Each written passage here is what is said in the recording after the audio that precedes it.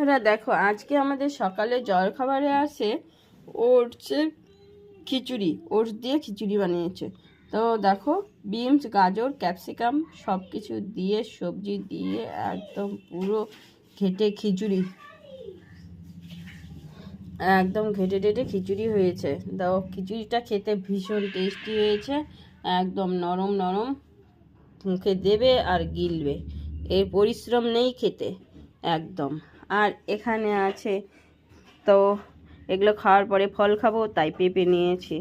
আর এখানে আছে দেখো বন্ধুরা, কতগুলো কতগুলো কে কতগুলো পরোটা খাবে দেখো, এখানে 10টা পরোটা। এই দেখো পরোটাগুলো কি একদম নরম তুলতুলে পরোটা। পরোটার সঙ্গে খাওয়ার জন্য আছে যে সুজির হালুয়া, মিষ্টি মিষ্টি সুজির হালুয়া। আর এগুলো